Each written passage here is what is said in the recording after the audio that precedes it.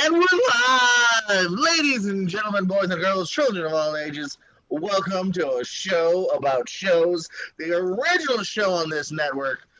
I am one of your two cohorts today, JPO Jordan Pearsons, joined as always by the man who loves to read, even though it's just a picture book.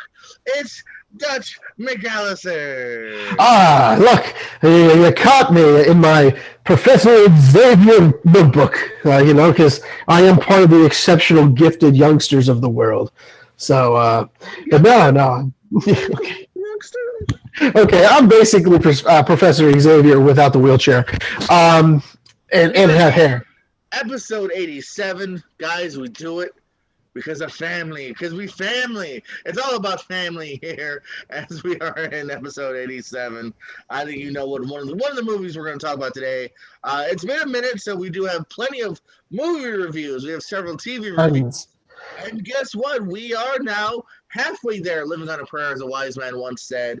We're halfway through 2021. So we will talk about what we think are the 10 best movies so far, first half of the year. Absolutely. I can't wait to delve into my 10 films that I've seen so far this year. I've seen 45 so far. You've seen more than me, I think. I only have half of that, possibly. I'm looking at my lists of what I've seen. Wait, yeah. I just finished that Mark Wahlberg Infinite movie, 46.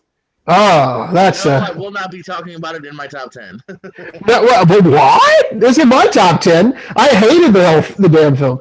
Chaos Walking. That's my spoiler. That's all I'm going to say. Chaos Walking. Okay, if that's in your top 10, you've only seen 10 films then, evidently. Well, let's not beat around the bush, my friend. What are we up to? All right, you want to kick things off here? We're going to start the movie reviews of the week. Let's start off with, of course, big old Marvel. First Marvel movie we've had in quite a while. I believe there wasn't none of them squeaked out in 2020. So it's been over a year and a half since we've had a Marvel movie. Finally, Black Widow is out.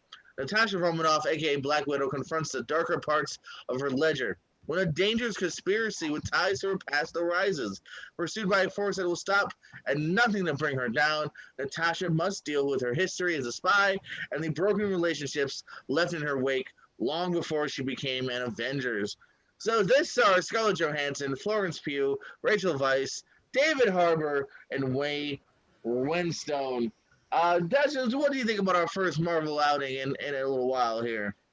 I'm not a very big fan of ScarJo, but I always give Marvel a chance. Always give me a chance. Let's see how this works out. Jojo Rabbit won you over. In that film, not every film. Okay, there's still for every Jojo Rabbit, there's a ghost in the shell. Okay, so how dare you go back? For every one of those, that's how that works. But no, I enjoyed this film. I thought it added a lot of depth and meaning to the Black Widow character. We also got to see how she was raised as a youth. Bring it fast forward to the Civil War times of Marvel comics, in the Marvel films. So this is where this picks up. And it's just an unbelievable thrill ride, but it also has a decent storyline as well. The villain in this film is portrayed, what was his name again? Portrayed by Ray Winstone as the guy who put together the Black Widow program. There's a lot of twists, a little bit of turns. I thought David Harbour was unbelievably fun, and I wouldn't mind seeing some type of movie with him and Rachel Weisz, which I hear is already in the plans. I just thought, again, Florence Pugh debut, and I couldn't be more thrilled with her debut as well. So it was very good this go round. What are your feelings on this? Yeah, this is another finely made film by the Marvel Group. I enjoyed the background of Black Widow even from the beginning. The kind of prelogue with her as a kid, kind of showing where this world comes from. the struggle that Vice and Harbor have. Marvel knows how to put together an action scene. There's some really good action scenes in there. You know how to have really good side characters too here, man. As you said, Harbor and Vice are really cool. Pugh, I think we both have sung her praises before, so she's a welcome addition. So stuff with them is always quite fun. You mentioned Winstone, he's fine. The other main villain, though, Taskmaster, that's also a Marvel cliche as far as it's gonna fit into that mold of villain. Yeah. And I'm not really attached to Taskmaster in any way. I've also heard if you are, it's kind of it'll be even more of a letdown compared to what it kind of has been in other realms. So that was just kind of a letdown. I didn't really have a great foe that they could fight. While I enjoyed, maybe the comeuppance of Winstone, there wasn't a great villain that they could fight and to have that comeuppance. So that was missing. So it's kind of like right in that kind of Ant-Man realm. Like it's really good. It's well made. It's fun. It's not in the top tier Marvel, but again, it's not bad, man. I don't know if they can make a bad film at this point. It is a well-made film that will hold your attention and you'll have some fun with throughout. Yeah, and also don't forget it launches the new tier of this new next chapter of Marvel along with their series Fun that we'll cameo see at as the well. end. Yeah, stay to the end. Not like some of the people who left during that. I would think they would have learned a lesson by now, my friend. I mean, everyone kept leaving. I think there was only 4 of us, I think, at the end of this film. Ah, man, let me tell you, there's nothing like family. Nothing but family. Hey, let me tell you, we didn't give scores to the last movie, so hold on. Well, I'm sorry. I'm Groot. Actually, go ahead. You do yours, and I'll do mine. And we've only been gone for a couple of weeks, man. You forgot how this works. I always forget about everything. I'm gonna maybe I'll be a little lower than you. Maybe we'll be spot on. I'm gonna say 3.5. I gave it 4. Yeah, I really dug the backstory. I really dug the Harbor character. And of course, Florence Pugh, I'm just hoping the best for her if she decides to continue on in this universe, which it looks like she is. So that'll be. All right, family, talk to me. Oh, we all love a family. So we're going to talk F9, the Fast Saga. Well, Dom Toretto is living the quiet life off the grid with Letty and his son. But they know the dangers always lurk just over the peaceful horizon. This time, that threat forces Dom to confront the sins of his past to save those he loves most. His crew soon comes together to stop a world-shattering plot by the most skilled assassin and high-performance driver they've ever encountered, Dom's forsaken brother. Ooh, I got kiss pimples. Anyway, this stars Vin Diesel, John Cena, Michelle Rodriguez, Tyrese Gibson, Jordana Brewster, Charlize Theron, Chris Bridges, Natalie Emmanuel, Helen Mirren, and Sun Kang. And I could have gone on and on and on and on, but I did not. Oh, man, what was your thoughts on this film? Because I saw it twice, and I need to know what you thought about this before I go off on it.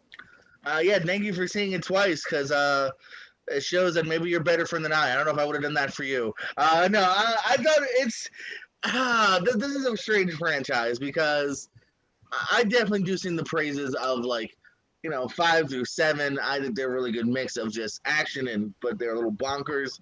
The bonkers might have just done a little bit too much for me here. I'm still going to give it a positive review and a passable review, but this one, it went to the point of eye rolling and past fun for me. And I also do hate to say it, I didn't really care or love John Cena's part. This is another villain where I don't know, just the way it was written, and then why didn't they just talk, and another kind of thing of just I don't know. I didn't totally fall into that either here. I thought it was. There are some good action scenes as always. There's way too much over the top. So yeah, I don't know. I'm mixed on this. It's passable.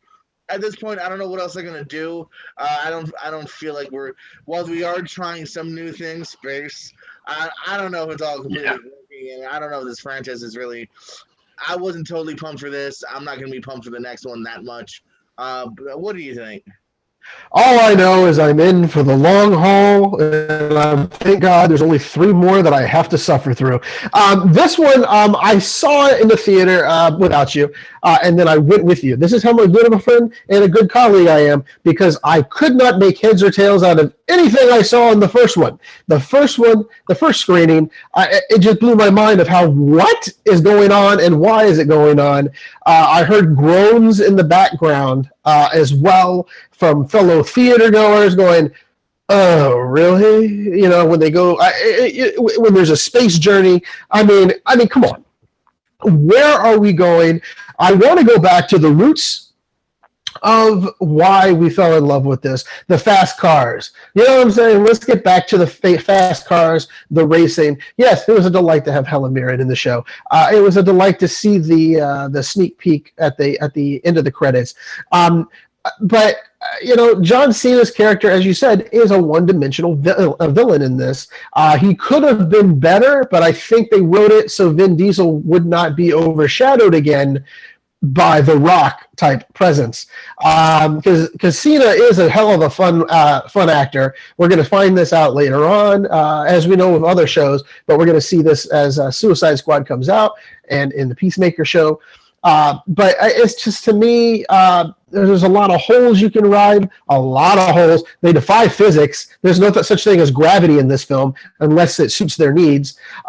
So again, it's just the one-trick pony of just how can we top it, as you said before. They even they allude to it with Tyrese's character. There's a scene in the opening film, and we've seen this in the preview, where he's surrounded by guerrillas or assassins or whatever you want to call them, and they're shooting at him. Okay, 14 people. He somehow shoots every single one and walks away unscathed. And they do talk about this, like, you know, this is something, you know, that they should be looking into, because every time then there's a Hulk-like moment, and that Vin Diesel's character does, which is crazy. So I just find it kind of absurd, wacky, and plus, where did these guys? I know they tried to explain it, but why are they now on call? They on a speed dial to help save the world every 5 minutes? I don't buy it. I didn't like the film. I saw it twice. It made me laugh. Computer, I'm going to just tell you what I gave it. I gave it a fabulous, let me find it here, 2 stars. 2 snowflakes. I at least had more fun. I'll say 2.5 just to make it passable. So I'm actually higher than you this time. Because, I mean, I didn't hate it. I just kind of rolled my eyes. It lost me at points. And there's enough to recommend it, especially if you like the franchise. But, I mean, we're not dreadfully far off from one another on this one either. Yeah, it just didn't, honk my horn, if you want to go with the karma, joke. All right, so that was fast. Let's see if we can slow it down with the next movie. Or maybe we won't. Maybe we'll just kill everyone. The Forever Purge. Forever. Adela and her husband, Juan, live in Texas, where he works as a ranch hand for the wealthy Tucker family. Juan impresses the Tucker patriarch, Caleb, but that fuels the jealous anger of his son, Dylan. On the morning after the purge, a masked gang of killers attack the Tuckers, forcing both families to bond together and fight back as the country spirals into chaos. This is Ana de la Reguera. I totally killed that. Josh Lucas, Levin Ramin, Cassidy Freeman, Tanuch Horta, and Will Patton. I did see this. This was sadly a tradition broken by us, because we usually see this together. Very, very much so. A very bad tradition, but we keep it up, except for this year. Yeah. So that tradition is not forever. Did you see this? Yes, I did see this. Again, I hated not watching this with you, because we would have been in the perfect theater for it, because it was 0 people. I was the lone purger amongst all the 150 seats, the lone purger. And I enjoy watching these more with you, because we could riff a little bit and have a little bit of fun, But I'll be honest, this film actually is better than the others in my mind. It's kind of like Saw, the one with Chris Rock, Spiral. So it kind of, to me, it lifted up the franchise just a little bit more, and because it doesn't seem like You know, because they went outside that comfort zone of there's always this is what's going to happen, but all of a sudden you have these radical groups all of a sudden saying no, we're going to take over the country because we don't like. You know, it's kind of like. You know, cover your ears if you don't want to hear anything negative about politics. But the MAGA, people, make America great again. Those type of people, and that's what you come across in this. But it's just a very well, it's a tense ride. Again, there's some good kills. I'll be honest. In this one, I kind of like some of the kills that take place. It's just an adrenaline rush. I do believe there is some type of, there's a character that I really liked. I can't remember his name, but I wish they would have killed him. But that happens in all these, these franchises. And not everyone survives, as you know. But again, I gave this a lot better of a review than the last. What was the last one? The last Purge, right? Wasn't it called? Or the first Purge or something like that? The first Purge, I think it was a prequel, and now we're back to the time. I don't know, whatever. Yeah. I enjoyed this one more than I have the last two, actually. So, what are your thoughts on this? I might have liked this more than the last one. I didn't like it all that much, though. I just kind of thought it lost some of its sense of humor, and it took itself a little too seriously, I thought, a little bit here. I liked that the other ones had more just really pulpy, on-the-nose dialogue. Bad dialogue, but at least it kept it kind of interesting. The dialogue here is just lacking, and in an interesting way, like, bad or good. So I just kind of found myself very kind of numb through most of it. It's a slightly different take, but it's still technically people trying to survive the day.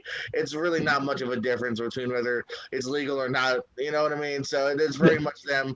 Let's get from point A to point B in a time frame. And so it really is the same movie, just with a slightly different way of saying you're getting there. So yeah, I don't know. This really didn't do a hell of a lot for me. I'm only gonna give it 2 stars. I'm going higher, way higher. I went 3.5. That's how much I really pretty much enjoyed this one. Like I said, it was just a different look, a different take, and I honest to God, truth, it felt kind of too real of what could happen in real life if we ever decided to go with the Purge. How radically it would go off the rails real quick here in America. So, but yeah, that's just my thoughts. But yeah, the last Purge, I gave it 3.5. You gave it what, 2?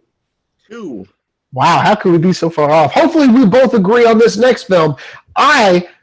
Wow. Anyway, Zola is the name of this film. Zola, a Detroit waitress, is seduced into a weekend of stripping in Florida for some quick cash. But the trip becomes a sleepless 48-hour odyssey involving a nefarious friend, her pimp, and her idiot boyfriend. This has Taylor Page, Riley Keough, Nicholas Braun, and Colman Diego. If you don't know who Colman Diego is, you're going to have to watch this film because this is his time to shine. And, of course, even Nicholas Braun. I mean, everyone shines in this one. Go ahead and tell me what you thought about this film from A24. So yeah, the A24 flick here. I thought it was an interesting one here. Interesting premise. Everyone's on cue as far as performance wise. It's another one. You're kind of there, mostly for a couple of days in their lives, and some crazy stuff goes down. The dialogue is quite interesting. It can become grating, but not almost to a bad point. I thought there was some sequences, like there's them singing, that I thought went on for far too long, that I kind of thought like could have been trimmed down. I thought there's little things like that it was a little too self-indulgent. But I thought for the most part, it's an interesting look. It's definitely something different. You mentioned Colman. You got to go back to Ma Rainey's Black Bottom and see him in that, which is a completely different performance as well, which will make you respect this performance almost at a different level because the guy, it just shows the guy's range. He was also on Fear the Walking Dead. He's just a really great actor, so I'm looking forward to seeing so much more of him in the future. Happy to see Nicholas Braun. I've been watching him for a while. He was in Kevin Smith's Red State back in the day. He was one of the young kids in that, so kind of cool seeing him continue on. And the two leading ladies are very have such a great screen presence from the beginning. So I thought it was an interesting ride. Did you go for the ride?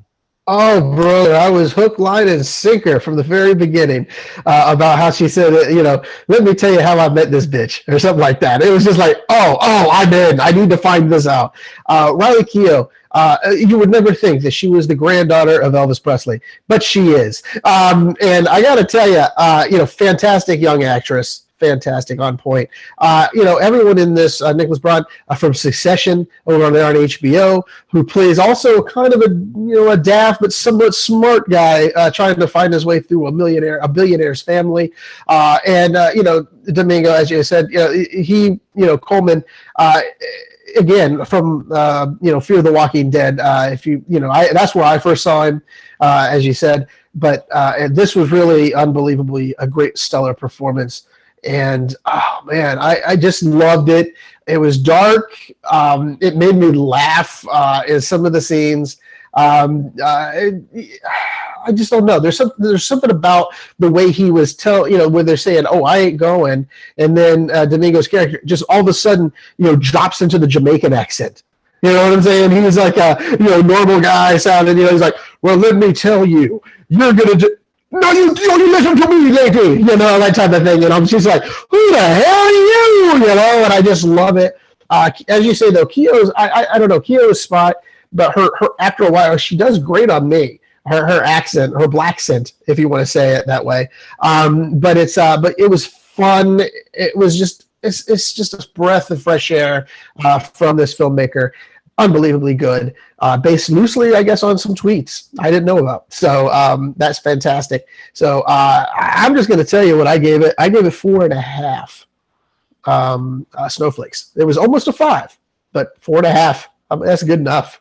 I'm not there with you. Again, I'm going to go a little lower. Don't hate me. I'm actually going a full star lower, 3.5. I guess I wasn't around for the ride as much. You were in the ride, eating popcorn on the way up the roller coaster. You were in it more than I was. Absolutely. I totally love the ending either. The ending is fine. It suits itself up.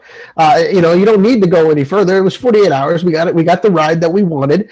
It was a beautiful shot of the Sunshine and Sky Bridge. If you stay through the credits, So I just liked it. One, it's in Florida too. So it was just. I had my own stripping moment. Trying to get in. There's a very long walk from the theater to from the car to the theater, so I got soaked. It was raining, and I thought I was alone. I could have sworn I was alone, so I take my shirt off and just wear my jacket for a little bit. As I'm leaving the theater, I go, "Oh, there's a dude here." So I wonder if he thought I was weird. No. He thought you were being comfortable. Getting comfortable when you watch a film. You know what I'm saying? 'Cause I was completely shirtless for a minute there, in the middle of the theater. I would have loved to just have been there for that. I really would have. Oh man. Sorry. Oh man. What else we got going? Welcome to the Space Jam. All right. It's a sequel no one really wanted, yeah. And they're gonna kind of ruin it for me. Space Jam, A New Legacy. When LeBron and his young son, God damn it, I'm not speaking good tonight. Space Jam, A New Legacy. When LeBron and his young son. Hold on, cut. Okay, and action. And his young son, Dom, are trapped in a digital space by a rogue AI. LeBron must get them home safe by leading Bugs, Lola, and the whole gang of notoriously undisciplined Looney Tunes to victory over the AI's digitized champions on the court. This stars LeBron James, Don Cheadle, Cedric Joe, Jeff Bergman, amongst others, some kind of recurring cameos. Did you see this, Dutch? Did you watch this? Did you see this? Well, no, I didn't. I was watching other things because I have 30 days, and I just didn't really want to watch it right away. I wanted to hear what you thought about it. I knew you'd watched it. This is your childhood speaking to you. Definitely Space Jam came out, the original with Michael Jordan, in the right time. I'm 6, 7, and I love it. I just saw I actually still have the original VHS. I've actually brought that with me. I don't know why. So, I'm not against the sequel, and obviously, there's the argument to be made of, should we even be reviewing this? This is not meant for us. All I can do is review it from my point of view. I don't think it's very good. One, it's a long. It is a 2-hour movie. Uh, 2 hours. the Looney Tunes aren't even together at first. He has to go and grab them from other universes. So that's a whole segment. Oh my God. It becomes someone. I'm stealing this joke. It becomes Ready Player Two for a while, just based with all the cameos.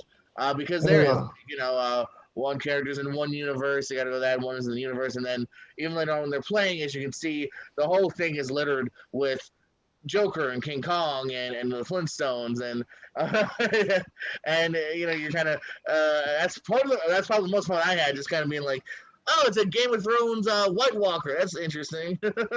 so basically, it's whatever IP they can that they own. They threw it in this film. They used the hell out of all the IPs they had on there for sure, for sure.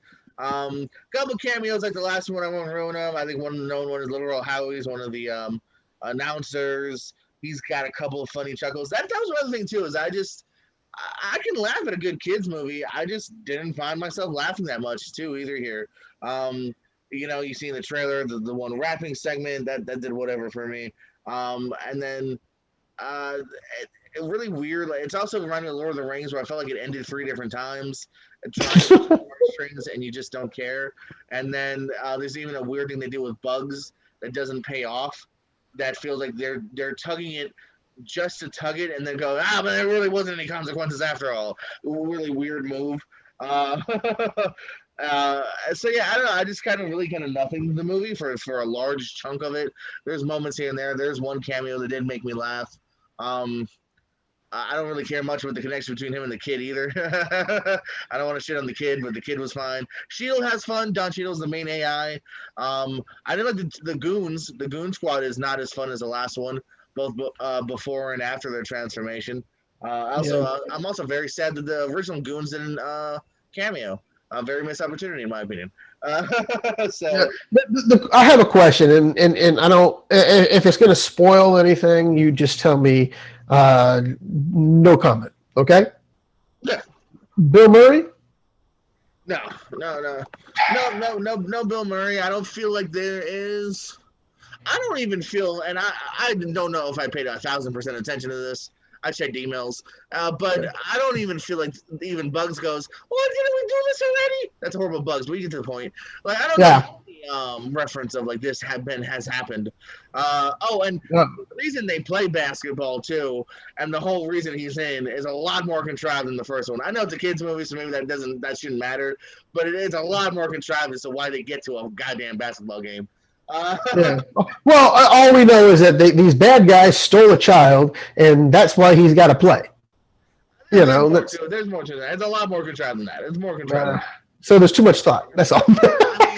I'm battling to even give it 2. If 2 is too much, I'll give it 2. Like I said, there's a couple chuckles, but I can't give it 2.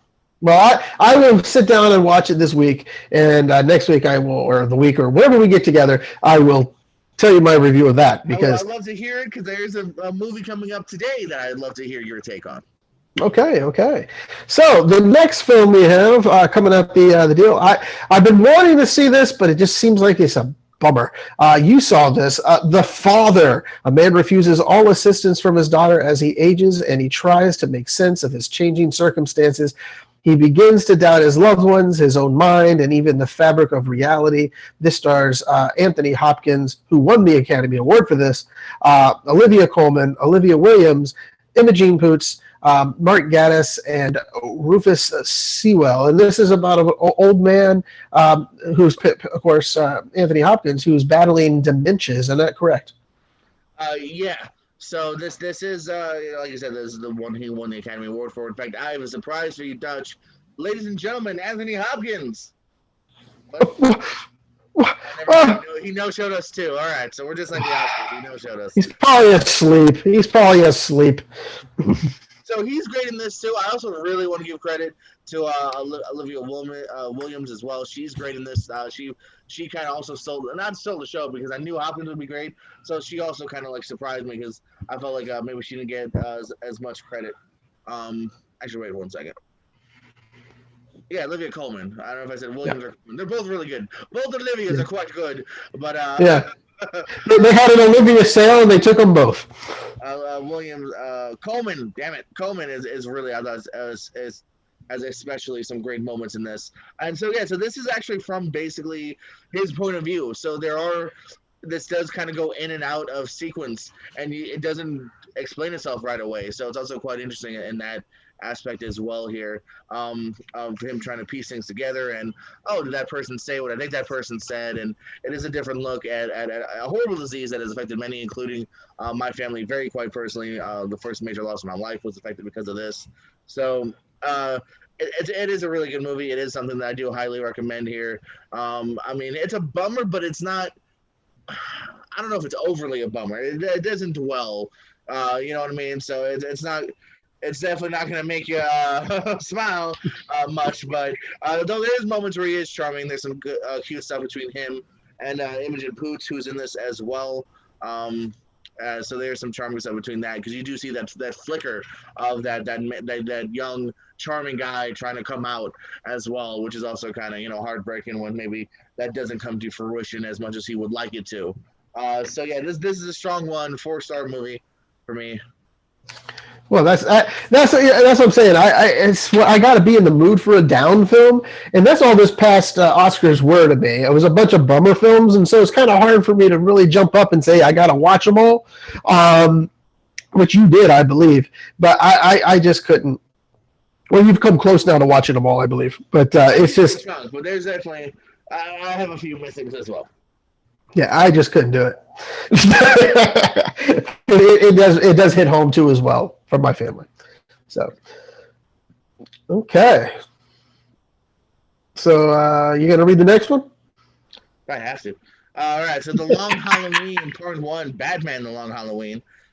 During the holidays, a brutal series of murders strike fear into the city of Gotham. Batman sets out to pursue the serial killer with the support of police officer James Gordon and District Attorney Harvey Dent. This stars the voices of Naya Rivera, Jensen Ackles, Josh Duhamel, Troy Baker, Billy Burke, Jack Quaid, and Alistair Duncan. There's been some great animated movies in the past. Let me know how you felt about this. I did not see it. I got it one evening. I was kind of bored, so I thought, let me get it. It just came out. It has an anime style, the way they've Archer style, I would say, the anime/Archer style of animation. Warner Brothers I don't understand how good you can keep your films in animation, but you can't bring a lot of them over to the big screen, which is weird. Do you not believe that? You understand what I'm saying? With that animation, too many hands over at the big studio. Yeah, and this one also is the last thing that Naya Rivera has ever did before she passed suddenly through the accidental drowning. So her voice is the only thing that's, she's in Part 1 and Part 2. She plays Catwoman. So, she does an excellent job there. I found this a thrilling Part 1. I can't wait for Part 2. I believe it comes out this week. As well. So if you haven't seen Part 1 and Part 2 will come out this week, so you can watch them both at one time. It'll be like an hour and a half apiece. But this was just an excellent thing where you have Harvey Dent right now, being the DA, District Attorney of Gotham, and he's slowly losing it. We don't know yet. He hasn't gone completely over the edge yet, and he hasn't turned into Two-Face. But we just see a progression of where he can be going shortly, and Batman is still new at this. This is like early Batman, so he's not great with his detective skills just yet, and so he hasn't figured out that you've got to take more time instead of rushing into things and rushing to judgments. So to me, it's a great building block for the Batman character. I love the comic anyway. When it came out, The Long Halloween. And it's just it's a good comic. They did great with this. I've seen some people kind of poo-poo it a little bit, but I gave it 4 snowflakes for this. Like I said, animation for Warner Brothers, unbelievable. The last Superman was unbelievably good. The Wonder Woman was good as well. So there's a lot of good things that are out there. It's just, unfortunately, as you said, too many fingers in your pie. When you're doing animation, you've already committed to the story. You know what I'm saying? So they can't go ahead and erase something with a pencil when it's committed, and there's less hands on deck, even just in general. You know what I mean? They're not as worried with a $10 million versus $100 million movie. Yeah, and it's well worth the watch. So watch the first one. If you can't, if you want to wait for both, I don't blame you for waiting for both. But yeah, it's coming out. The second, I think, should come out on the tomorrow, I believe, 22nd, I think. So I'm just pulling dates out of my head, so it could be wrong, but I know it's this week sometime. The next film we have coming out is Good on Paper. I've never heard of this, so you're going to have to tell me a lot about it. It's called Good on Paper. After years of putting their career ahead of love, stand-up comic Andrea Singer has stumbled upon the perfect guy. On paper, he checks all the boxes. But he is everything but is he everything he appears? Man, I caught you whatever disease you have on that other side of the screen. This has Eliza Schlesinger. There we go. Ryan Hansen, Margaret Cho, and Rebecca Rittenhouse. It seems like it has a decent cast. And I can see. So Netflix. So tell me, why should I turn to Netflix to watch this film? Or maybe not. No, you shouldn't. I was with this at first. And she plays a stand-up comic in it. She is a famous stand-up comic, and I wanted to root for it. I enjoyed the premise here. It's not the last time. I'm going to review that movie next week. But I was thinking of another movie where I'm like, I enjoy the premise, but damn, does it lose me? It really lost me in about the middle to the last half here. Just the decisions they made, I did not go for it. Did not go for the end. I just thought it changes what kind of movie it is all of a sudden here into a very unfun way. And I just wanted to have its cake and eat it too. And there's really missed opportunities here, I felt. My other problem with it too, and I think I might have told you this off air, Ryan Hansen is supposed to be way fatter and uglier, I feel like, in the script. There's even a scene where they're in the pool, and she's like, yeah, he's not in very good shape. And they use a body double to make him chubbier. And I'm like, couldn't you just hire a fucking chubbier actor? Like, dude's a fucking good-looking model dude. Like, calm down. I'm like, yeah, he's like a 6 because he wears glasses. Okay, so he has a dad bod, basically, and here we are. Yeah, more or less, which is the other thing, too. I'm like, am I even supposed to, like, care that she kind of doesn't like that at first? and really she's all that like, yeah, he was clunky looking. No, he's a model wearing glasses. Calm your shit. So anyways, that's just a side pet peeve. Like I said, there's fun at the beginning. Margaret Cho, I think, is a great friend side character here. I think Schlesinger has potential. For sure. Hansen's always been funny and stuff. In the end, though, 2 stars. It has its moments up front. And then that last half, man, that last bit, the twists, the turns, I didn't go for. Okay, well that made me not want to watch it and watch them make a sequel to the film. That's the worst part about Netflix. Sometimes great on paper. Yeah, great on paper, but damned if it's an awful film. Okay. All right, let's go to it looks like it's a documentary time, which you know what that means, folks. You're just going to push mute and relax and... I didn't watch it, but Dutch did. Street Gang, How We Got to Sesame Street. Go inside the hearts and minds of the Sesame Street creators, artists, and educators who established one of the most influential and enduring children's series in TV history. This was directed by Marilyn Agrelo. Talk to me about how we got to Sesame Street. Marilyn Agrelo, there's so many different, things that were going on, because they always have things like Jim Henson was in it, Frank Oz, So, I took her because she did, I think it was Red Hot Ballroom back about a decade ago. And it was an actual Academy Award winner. So this is coming off some decent pedigree, and all it is really how somebody spearheads to get Sesame Street on the air. And they talk about how they were trying to figure out how to educate inner city youths who have been left behind. And to this day, we still have not figured out how to communicate to people, in the inner city who are educational educationally deficient from, say, their peers in the suburbs and in smaller towns.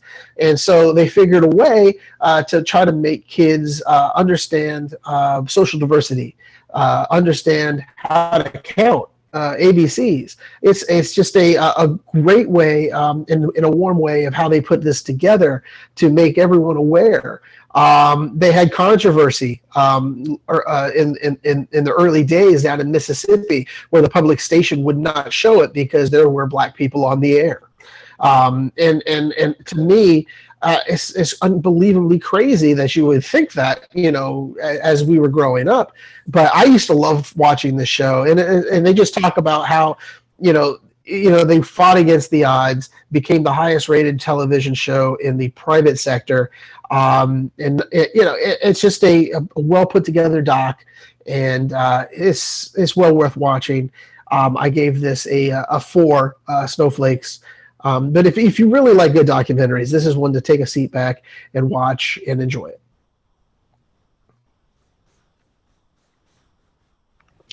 Okay, the next one that I'm going to bring up, we have. Oh, this one is going to be a good one, I have a feeling. So over there on Amazon Prime, The Tomorrow War. Yes, the world is stunned when a group of time travelers arrive from the year 2015 to deliver an urgent message. 30 years in the future, mankind is losing a global war against a deadly alien species.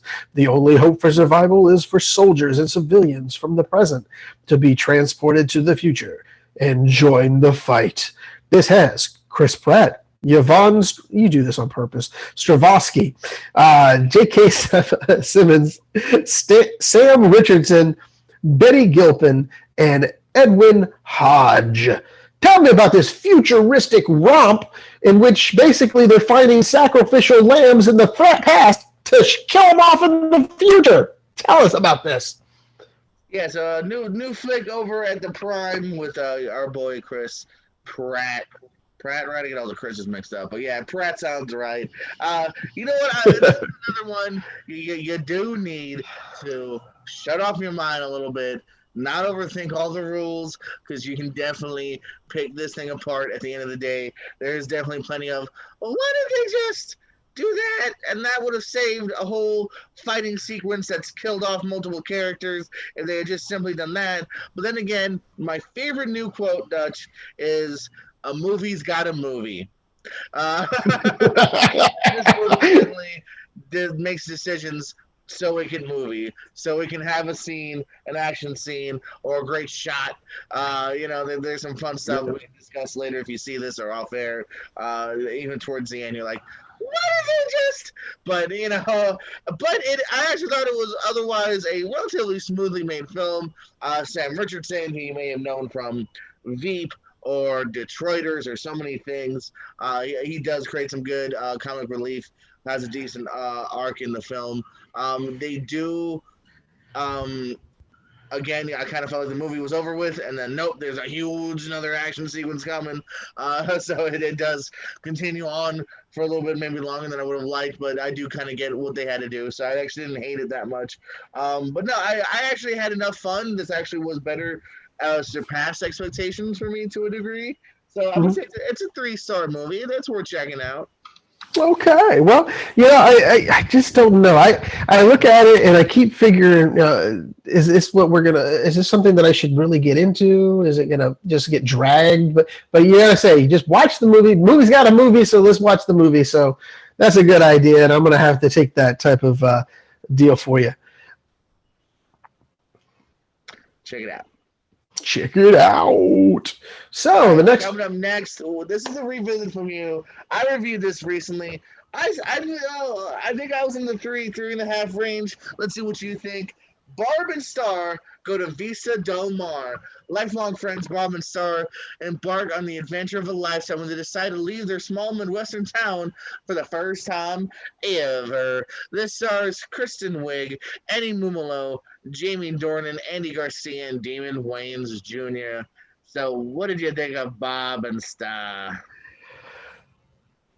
It was actually a little better than I thought it was going to be. I went in with it with the open mind. Like every movie, as you say, movie's got a movie, right? So I'm going to go with that. I'm going to go with it. And I got to tell you, I wasn't really disappointed because I already set the bar very low. And there were some missed chances, like talking about horses. I don't know why they didn't want to talk about horses in this film. There's a scene where the girl from The Office is there and she wants to talk about horses. But yeah, I just I thought that the chemistry between Kristen Wiig and God, I just went blank. Annie Malumbo was very good. So I wouldn't mind seeing a little bit more of these two characters in the future, but not as much at one time. Maybe as like side characters in something. But yeah, I thought it was pretty good. Damon Wayans Jr. made me laugh by his stupidity. So I thought that was a good something to see that was different from him. And Jamie Dornan was trying to get the love and affection of the villainess. And it's just a very weird brought to you movie. So I really enjoyed it. I thought it was fun. I actually I have it right here. My God, when I'm going to transfer this. I actually gave it three stars. So I'm with you. 3 snowflakes on this, as you said. Like I said, it was just funny. It's just you just got to let your mind go when you watch this film. I'm with you. And there were some surprisingly funny moments, especially the sex that they always had. It was just fun. Oh man! Finally, over there on the Netflix. By the way, I can't wait. I was hoping that you would do them all together. All these movies because they're like all coming out one week after another. But Fear Street. Wait, hold on. You want to wait? We can, but no, I don't mind because they're going to come out, and each time we'll talk about them. But it's all entirely up to you. But I was like, man, I thought they were almost all out, but I guess they're not yet. So Fear Street, 1994. In 1994, a group of teenagers discover that the terrifying events which have haunted their town for generations are all connected, and that they may be the next targets. This has Jesus Christ. What is his name? Kenya Madeira? God, I hate you. Ben Flores, Olivia Welch, Maya Hawke, and Jillian Jacobs. Man, you always get me with one name every time. But what is this horror film? Is it worth watching? I don't know. I'm still tossed up because I might want to watch all 3 at one time. Help me out, man. Help me out. Yeah, so for those unaware, so why we were talking about 1, 2, 3. So Netflix has released a trilogy of films 1 week apart. But yeah, 1 week apart instead of waiting, 2 years like it and all the other Scream movies. They're all coming out pretty much. There you see it, July 2nd, 9th, and the 16th. So they are all out. I do have several friends that have seen them all. I'm only through the first one. I haven't started the second one, so I probably will have 2 and 3 maybe for next week ready for you. But I saw the first one here, so we start off in 1994, beginning the lore, and starting to meet maybe some of the characters you're going to see. I don't know if we're going to flashback later on, because as you can see, the other ones have different years attached, so we'll be meeting probably new characters each one. Gillian Jacobs is barely in it. I just want to include her because I love her, and I'm going to talk about her later in news and notes. When she plays I'm guessing more in the later ones. So we start off. It's kind of, at first your typical, looks like, okay, maybe there's a killer coming around, and now he's coming back around. Is it a copycat or is it the original killer? And then it becomes a lot more supernatural, and there's more to it here. And I will give it credit to it. It has it's brave enough to make some certain decisions that I didn't think they were going to make, because it seemed like it was going to be kind of very by the numbers, and to a good degree it is.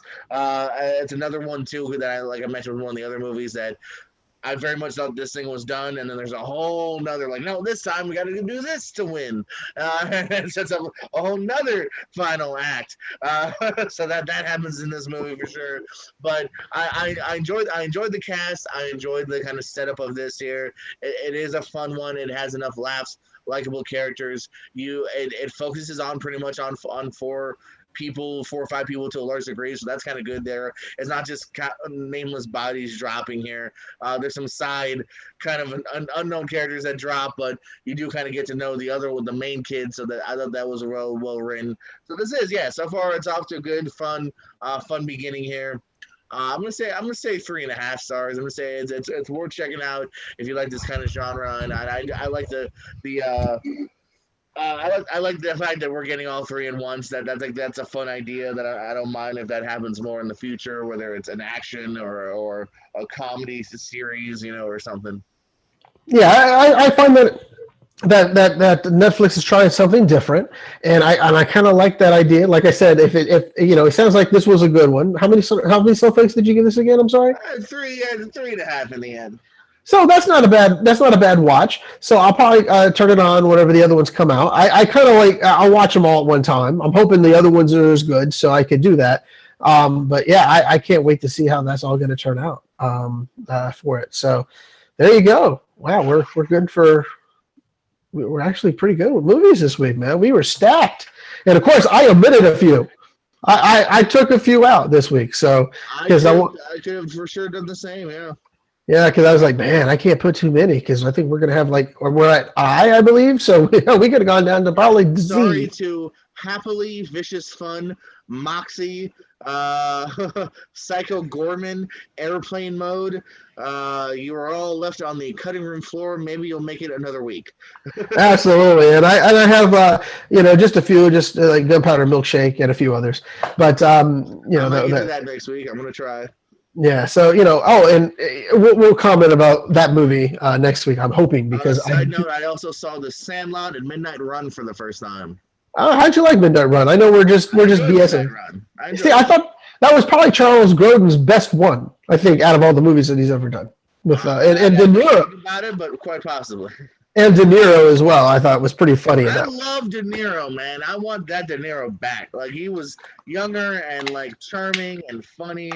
And yeah, I enjoyed De Niro in that. So let's wrap up those movie reviews. 2 solid, I would say, reviews for Black Widow. We will say go check it out. It will not disappoint. F9.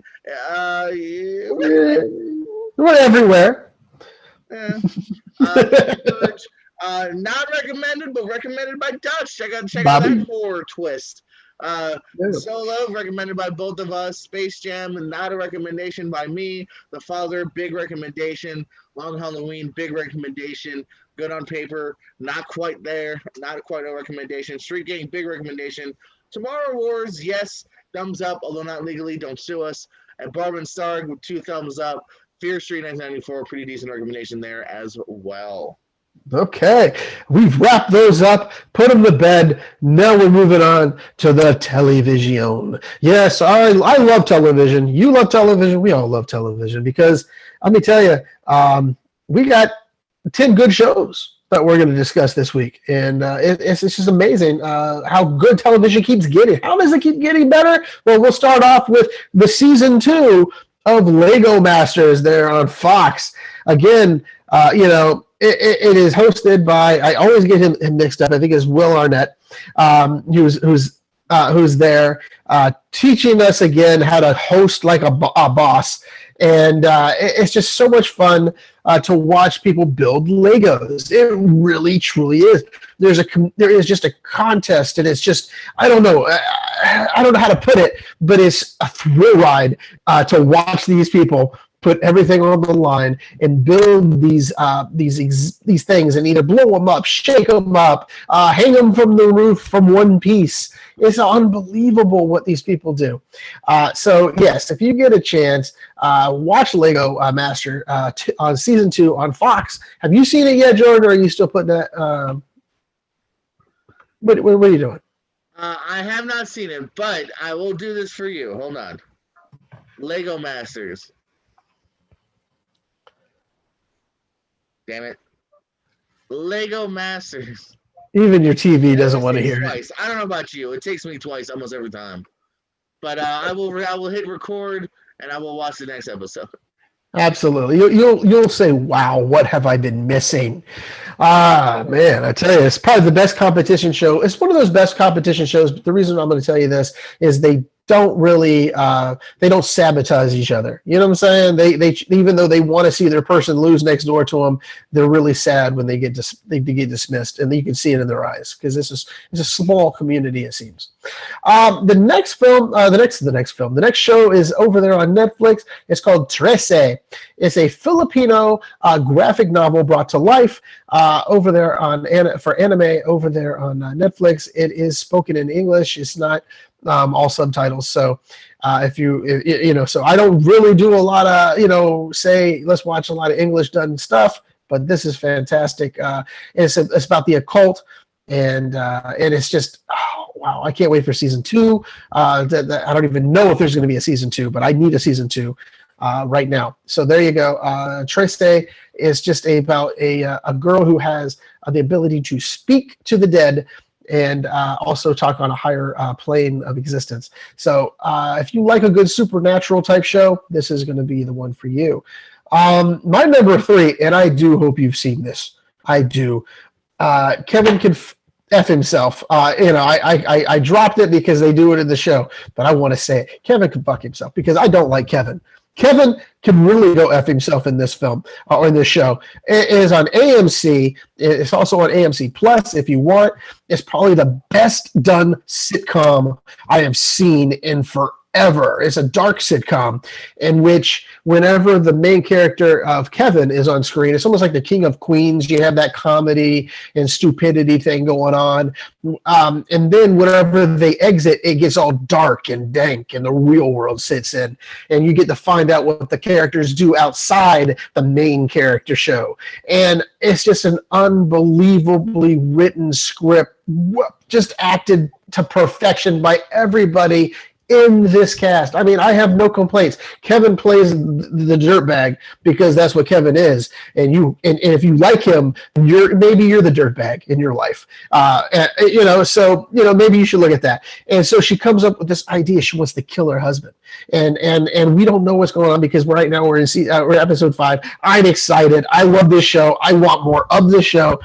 God, if you haven't seen this show, you need to run and just watch it on demand or record it because this is my show of the year so far. Kevin can go F himself over there on AMC. Well, good news. Jordan doesn't have to go F himself. I've seen every episode so far. It is something I've checked off weekly. It's a good one. As you said, the cast is great here, man. Annie Murphy.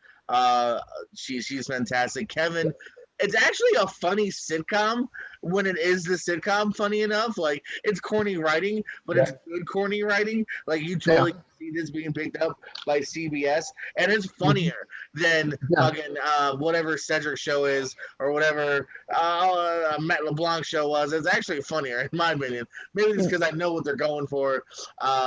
And then all of a sudden, just the mode will switch, the camera, the lighting, everything will switch to be in the real world.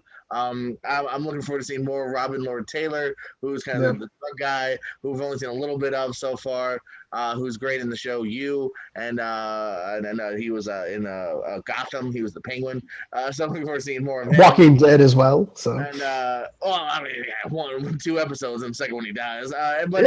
Sure, Walking Dead. Fun story too about how he didn't know. They were like, "Hey, want to come back for another episode?" He said, "Sure." I'm in one scene. You just slit my throat. At least I got paid. Hey, man, get that money. It is an interesting one. It's an interesting tale. Question for you, Dutch. Do you want Kevin dead? I do. I want him so dead. I want him so dead. The guy deserves to die. Well, if you look at it, I don't want to ruin anything for anyone who has not seen it, but it is so well worth the watch. It's so well with anybody's time. Do you not agree? If you're choosing between the neighbors, right? And Kevin could F himself. You know what? Stretch that extra half hour, okay? You don't need to watch two episodes of Cedric Entertainer in the row, okay? Just go and watch the other one, and don't ever make fun of Man with a Plan again. Never. I love that Matt LeBlanc show. I wish they would have brought it back. But Got canceled? I didn't even know that. yeah, it got canceled, unfortunately. CBS didn't know what goodness they had. Plus, Kevin Nealon needs a job. So the next one we're going to go over there to Disney Plus. And this one is Monsters at Work. If you ever wanted to see a sequel to Monsters, Inc., this is your chance over there on Disney.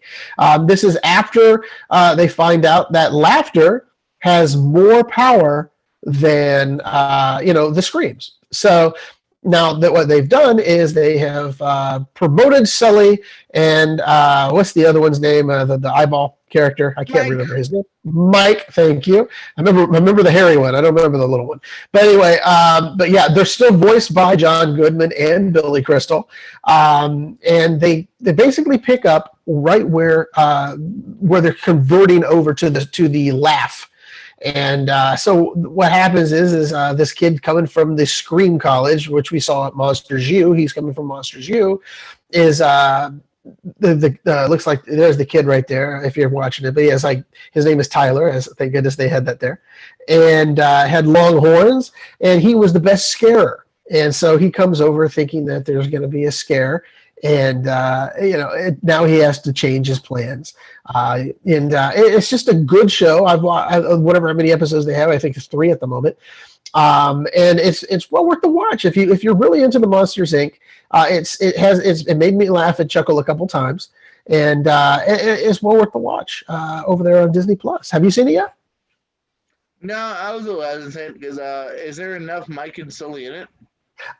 They are like in and out, because they're now the CEOs of the company, and so they have to run the company. So that gives them a reason not to be in it all the time, but they are in it. I would say probably each episode at least a good 5-10 minutes or so. They have a Billy Crystal segment at every end of each show about comedy, which is kind of funny. The next one we're going to run over to Hulu. I am. If you love music, you will kind of enjoy this one, I believe. It's called McCartney 321. This has Rick Rubin and Paul McCartney in the same studio, in which they just discuss music, and it's mostly Paul McCartney music. And from his time with Wings and his time with his solo career without Wings, and also with the Beatles, and what went into making up these songs. And it's just interesting, when you can just think back and listen to and just these two creative types. Rick Rubin, excellent producer, did all the Johnny Cash albums when he hit it big, the American Recordings albums that he did. He also has done the Avett Brothers. He's also done Beastie Boys. He helped with the Beastie Boys when they first launched. It's just he is just Rick Rubin, also a WWE fan, if you really want to go crazy.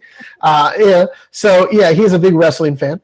And I just found this amazing, these two guys, these two geniuses in their field talking, so awesome. And again, it's all the episodes are shot. I'm halfway through the season, and I want more each time. And they're each 30-minute palatable episodes. So the next one, we're jumping now to basic cable. We're going to TBS, where Dwayne Wade, former NBA All-Star, NBA champion, is now a game show host over there with theCUBE. Tell us about this one, Jordan. You brought this one in. I've seen it, but I want to hear you talk about it first. Yeah, I just thought it was worth mentioning. You mentioned Dwayne Wade. I don't think he's the greatest host. I don't think he's the most personality guy out there. He has his moments, actually. And the Cube itself is it's a bit of a smartass, and I don't know if I like that either, but it's fine. But, I've seen this before, and just now they're in the Cube. They got to do these tasks, and sometimes seem kind of, whatever, gotta go through a hole, not touching the sides. You gotta, put a ball through a hole, 100 of them in, less than a minute, or whatever the case. So it is fun. I've liked some of the personalities they brought on. Sometimes they last a while. Sometimes they get defeated kind of quickly. It is what it is. I just thought it was worth mentioning. It's an interesting game show. I'd say it is. I agree. It's something to check out. If you have something on in the background, this is one of those shows that you could have on in the background and enjoy it still as you're texting or as you're just twittering or whatever you're up to on your phone. You can still watch this and still enjoy it. That's how I discovered it. I happened to be just randomly just changing channels and I found it one night around 1 o'clock in the evening and turned out they had like 2 or 3 episodes. Before that was Wipeout, so that was nice. I liked Wipeout too. God, who is the girl who's with John Cena in that show? By the way, do you remember her name? Nicole Byer. Yeah, I love them too. Can we just package them up and just put them on every show, every game show? Come on, they're just that great together as chemistry. The next show that we're going to talk about is Gossip Girl, the reboot. They rebooted Gossip Girl. No. Yeah, they rebooted Gossip Girl. It's on HBO Max now. A little bit more of an edge. Not too much, though, I will say, at least from the pilot or the first season, whatever you want to call it. It's not too much into the R-rated territory, so I feel like this probably could have been on CW. Only reason I watched it, though, was because it was on HBO Max. I thought it might have more of an edge. Which it does. I've always liked the idea of Gossip Girl. I've never saw the original. It didn't intrigue me. CW doesn't always get me. But I like the concept, and I want to see this one. They do attack it from a different perspective. There's a little bit of a twist on this one, which you find out right away in the pilot who the Gossip Girl is, and I enjoy that twist. I enjoy what they're building up to here. You do hate some of these kids. They are D-bags, but they're D-bags with levels, and they're starting to figure out those levels here. So it's an interesting show so far. It's definitely an intriguing setup pilot. So, are any of the original cast, like Blake Lively or Leighton Meester or anything like that, are they in the show? Blake Lively's not. I don't know who Leighton Meester is. Leighton Meester, she was one of the original stars of the original Gossip Girl. No, I got that from what you just said. I just mean I don't know what she looks like, so I don't know. I haven't seen her in the previews. I haven't seen her in the previews. That's the reason why I was just wondering. So I just know there's teachers in it, so I didn't know if any of the teachers were previously kids. That's the only thing I could see being possible. I don't know. Yeah, I don't remember, but yeah, I thought it was. I don't know. I was on the way out when that was. I was done with my CW tween or dramas back in the day. I kind of left whenever that was starting. So there you go. The next one is over on TBS again. They're bringing the cast back, but with a different scenario. Miracle Workers. I believe this is the Oregon Trail, if I'm not mistaken. Yes, sir. So yeah, I've always been intrigued by this premise here. I like this. I hope more shows maybe adapt it. This is like American Horror Story, but comedy. Each year there's a different characters, different story. They've brought over the same cast, Daniel Radcliffe. Well, here we go. Hey, I was about to ask what the girl's name was. Daniel Radcliffe. Hold on, I'm sure we're gonna find out. Viswan, Steve Buscemi, of course. Come on, give it to me. Give me the girl's name. Oh, Karen Stoney. Okay, come on. What's it? John Bass. He's been in all of them so far. Geraldine Viswanathan. Thank you, Geraldine. I was forgetting her first name. So yeah, I think it's not my favorite, but there's always several chuckles throughout each episode here. Really game cast. Fun seeing Buscemi do comedy. And Radcliffe too. I think Radcliffe to me has always kind of been the almost main drawing point. He's very charming and fun. In each of one of them. So yeah, I've been a fan of each season to a degree so far. So I'm continuing the journey here. See, you probably agree with me on this. Maybe I'm going to throw this out. Daniel Radcliffe, very underrated actor. I think that he has great comedic range. He has great seriousness, as we've seen, and he can just be the everyday guy as well. I think he has just everything. But no, it just seems kind of odd. We haven't seen him out there a lot more than just like say television lately. He's been my only disagreement. I agree with you. I don't know if he's terribly underrated because I mean, he does a good amount of films like the one where he's undercover, Locked in the Jungle, even weird things like the one where he's dead. Swiss Army Man. Yeah. He's starting to put together, I think, a really fun filmography, and even in TV too, he had the John Hamm show for Yeah. little Wild Doctor's Notebook or something like that. So Yeah. I think he's coming up there, man. We both were fans of Guns Akimbo, so Yes. he's piecing together a really interesting career, and like you said, can be very funny too. Yeah, it's and as we all know, you and I know how to we could be comedy, but comedy is very hard in most people because they don't want to act the fool, you know. Yeah. The next one we have, I talked about it. You finally finished it. Invincible over there on Prime.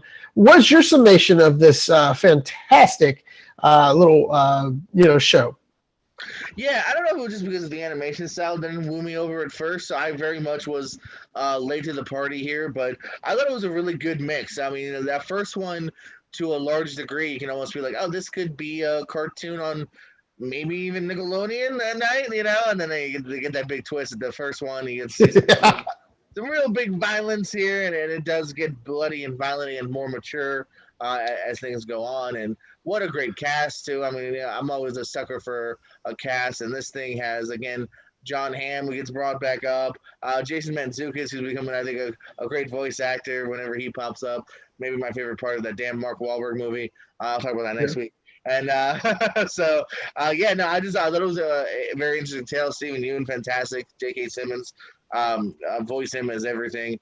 I really dug it. Definitely worth checking out. Yeah, I thought the animation style was pretty good. It kind of reminded me of Static Shock. I don't remember. You remember that show back in the day? Sure. It has that same to me feel of Static Shock's animation. I think in my mind, I could be wrong, but that's what I thought with all the stuff that was going on in it. The next one I need to know about it because it's over there on Netflix. It's called I Think You Should Leave. What is this show? I need to see. So this is a sketch comedy series starring and produced by Tim Robinson. You also see, hey, Sam Richardson from the Tomorrow Wars in this as well. They were the stars of Detroiters, Detroiters, that's a show I champion. This is a mixed bag for me to such a large degree. A season one, which I actually, funny enough, revisited season one like a week or two before the news of season two coming. So, and I didn't even think so because maybe because of COVID, I felt like it had been a while, so I kind of just assumed the show was not coming back. But it's back with season two. Some stuff I feel like they shoot and they don't have an end goal. Some stuff just kind of ends. Some stuff it's a kind of skit that just becomes about yelling and so some stuff really I thought was whatever, but then there are other bits that I thought really did work. The Bob Odenkirk bit is really funny. There's a great bit about him about doing a prank show under like a bad grandpa makeup that goes a totally different route than you would expect, and I thought was really funny. And that is one thing I will give it credit to. Even the ones that don't really end well, I will say don't go the way you think they're going to go more times than not. So it does keep you on your toes. So like I said, I think it's worth checking out. I feel like it's a certain sense of humor for certain people. But there's two seasons now. They're both very short seasons. The first season has a really good Will Forte cameo, Andy Samberg. So it's an interesting one. Check it out. Yeah, and like you said, I have a few shows that I can't wait to talk about next week already. And by the way, now that we're talking about TV really quickly, we're going to jump to our top 10. But I have to say, I did the one thing I didn't think I was going to do. I subscribed to a new streaming service. Oh, Netflix, you've done it to me again. He only had 2 seasons of the 3 seasons that I need to watch of this anime show. Called Kuroko's Basketball, and so I had to go to get me I'm hoping I could get it done by the free trial, but I probably won't, as slow as I am watching things. Crunchyroll. I'm over at Crunchyroll at this moment, so okay. I'm guessing that's what you were heading to. Yeah, I'm just not a huge anime guy. I will never subscribe to that. I got 2 more days of Paramount Plus, then Plus is out of here. I got Shudder for a couple more weeks, then Shudder's out of here. So I wish I had the discipline you do, sir. I wish I did. But obviously, I just sold 2 of them that I'm going to get rid of, but probably resubscribe later on once there's something I want to watch. That's the thing, and they might actually give you a deal later on. You never know, If you come back. That's the only reason I have Paramount Plus right now is because they just randomly hit in my inbox and was like, free month, and I was like, sure. Well, I think everyone who has Apple Plus has the same exact same dilemma. They either got an Apple phone, so they get the Apple Plus for free, right? And me, I subscribe like an idiot, but I get it for only whatever tax is. Okay, I don't even pay full price because they just bill me tax. So I don't know how Apple Plus is making any money. But by the way, I will be talking about a couple shows over there, and I want you to watch it, my friend. If you have Apple Plus, I'll tell you later about what you need to see. I don't have Apple But, Plus. well, you're gonna have to subscribe. No. Okay, boss man. Tell me what you got. Is it the Keegan Michael Key show? Oh, Schmigadoon! Yeah, I am gonna have to subscribe. My brother already told me it's good. Yeah. We'll talk about that next week. But you want to talk? You want to intro the next segment? All right, guys. I said before. I'm gonna say it again. What we're doing this week. Top 10. It is currently July 20th. We're actually well into the halfway year point now. Hey, we're halfway there. Living on a Prayer 2021 rather. 2020. Yay. 2021's going by lickety split. We're going to talk our top 10 favorite movies of the year. I'm going to go ahead and say probably my bottom several are all not going to make it to the end of the year. I highly doubt it because the last few are probably like 3-star movies for me. So I hope that's not the 10 best of the year. But they're all films I do enjoy and do recommend. The ones that make it, as I said, I believe I'm at about 46 right here. I just have my letterboxd up. That's what I have of. I'm currently at 46 movies. I could just say that you beat me. I just don't know. I don't even have 20. Letterboxd, man. Join Letterboxd. That's the new cool thing.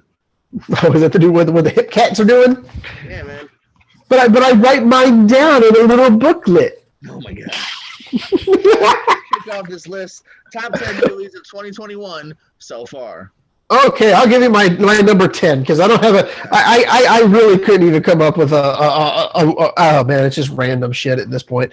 Number 10, Godzilla versus King Kong, babies. So yeah, as you know, I gave it five snowflakes. But again, it was for the genre. It's not for the top, the top movie of the year. But for the genre and for everything about it, I loved it. But it's still top 10 worthy at this moment until I get to watch something else. But top 10 right now, number 10 is Godzilla versus King Kong over there. Did you say you gave it 5 stars? I gave it 5 snifflicks. Thank you very much. Then hold on. I'm already finding your list. Does that mean all other 9 are 5-star movies? No, they're in the 4-star range. Then how is a 5-star movie lower than a 4-star movie? I'm sorry. I have the way I do my top 10s. You can do your top 10s the way you wish. I'm looking at the films that I have that I've watched that I would prefer over that one. So therefore, that's what my top 10s are. That movie's not a 5-star movie. If you're saying the 4-star is better. No, it's different. Pizza. Oh, 5 stars. 4 stars. 4's better. Oh, no. No. Food's different. Movies are subjective. The reason why I liked it because I do love it, but it's not the caliber of the other top 5. So that's the difference. It was rated early. And he's still surprising me. I'm not changing the rating because we rated this win back in whatever it was. So I'm not changing the rating. I just changed the stack. Let's do it. What are your number? Give me your 10. Let's move this on now. I never criticize your top 10 until you bring in. Because I'm not going to tell you I like number 9 worse than 10 or whatever. Well, you should. I'm so confused by your 10. That's all. We'll move on. We're moving on. I've never heard you pull that this is a better movie, but it's lower. All right, guys. I do have honorable mentions. My honorable mentions are Barb and Star, go to Vista Del Mar. Locked Down, Wrong Turn, Godzilla vs. Kong, sorry, it's on the outside, and Mortal Kombat. That's my that's my honorable mentions. My top 10, we're going animation for Raya and the Last Dragon. I just thought it was a very well-made film with enough heart, enough laughs. Didn't love Awkwafina's part in this, and that's sad because I like Awkwafina a lot. I just felt that her writing was kind of whatever. but I like I said, it looked beautiful. It tugged my heartstrings with the father relationship here. Fun little universe building. I enjoy Ninja Babies, so that's my number 10. Wow, Ninja Babies, yes. I'm surprised Boss Baby is not going to be in your top 10, but it could I be. haven't seen it yet. I Um, have to hurry up. I have Plus only for a couple days. my number 9 is Willy's Wonderland with Nicolas Cage. Yes, Nicolas Cage shows up. I enjoyed this movie a lot. We still haven't heard back from the composer of that, but I'm still needling her with my emails. But yeah, I thought it was just a great acid trip just waiting to happen. I can't wait for Pig to come out later, I think, on this month. It just looks like we're getting the Nicolas Cage back. Yeah, we have the weird Nicolas Cage here, but I think these are part of his plans to be playing crazy and then getting there. But number 9, Willy's Wonderland. Very nice. Yeah, that's not on my list. So you were a little higher on that than me, but it's a fun one. All right, coming in now at my number 9. Hey, guess what? We just talked about it. It's Black Widow. Solidly made film here, like you said, good opener, good story. Lacking villain here. And some family dynamics didn't quite add up in the end, but still, it's a well-made journey from beginning to end, for the most part, anyway. And so, yeah, I would say it's my number 9 here. Marvel Cinematic Universe's Black Widow. Okay, my number 8 is the Demon Slayer. I'm going to butcher my own title. Just call it the Dragon Slayer movie. I believe it was the Demon Slayer movie over there, an anime film, of course, based on the series. I thought it was magical and unbelievably good. The animation, the voice acting, everything about it. It's just a good trip. Unfortunately, there were some drawbacks that didn't give it that 5. It gave it 4.5 on this one. But it was the only thing was character development on a few of the main characters. But I just still love it, and I think everyone should get a chance to look at it and enjoy it as well. So number 8, Demon Slayer, the train movie. Interesting.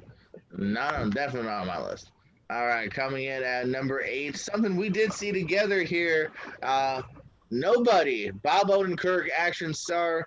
Didn't know if it would work. Not that I didn't think it would work. It's a sentence I just never thought I'd say, but I said it, and I enjoyed the flick. I really enjoyed the number 1 most anticipated spinoff that I'm creating right now, which is Christopher Lloyd and RZA. Give me more of them together. Yeah. So, I just thought, it takes a little bit from other movies that we've seen. A little bit of John Wick, a little bit of Joker, but it does it well and has a great leading man in front of it as well here. So I'm gonna go with Nobody. And we may be talking about that a little later on in the countdown. My number 7, we're going overseas again. We're going with The Swordsman. It was a great classic tale of a samurai who's going blind, whose daughter, who we think is his daughter, is stolen away from him in his quest to obtain her back. It's just a fantastically shot, beautiful film. Just just everything about. I just don't know. This film is well worth taking a look at. And it's just a well-told story about a man who basically just decides, he's had enough, and even in his weakened condition, he has to go and do the most honorable thing, and that is to obtain his daughter back. So it's just good, and there's a lot of backstory that I can't ruin because I don't want to ruin it for you. So watch it, The Swordsman, at number 7. All right, interesting. All right, coming in now at my list here. My number 7, we're going back to animation. The last time we were going to animation, that's the recent Luca. Again, just so vibrant, fun world here. Great cameo by Sacha Baron Cohen. That character still just comes to my mind and makes me laugh. Yeah, I just thought it was a great tale of friendship. Great, as much as I shit talk endings, love the ending of this one here. Left your heart aflutter. Again, will it make it at the end of the year? I don't know, because I definitely have my qualms about it as well, as far as the actual world building here. But I in the end, I think it's still a really charming movie. Yeah, we might discuss that as well. See, that's that we're gonna get. We haven't overlapped yet. We're going to later, but not on the same number yet. I like it when we match up on the same number sometimes. Number 6. You're gonna give me a little bit of Razzie, but I love this a lot. Peter Rabbit 2: The Runaway.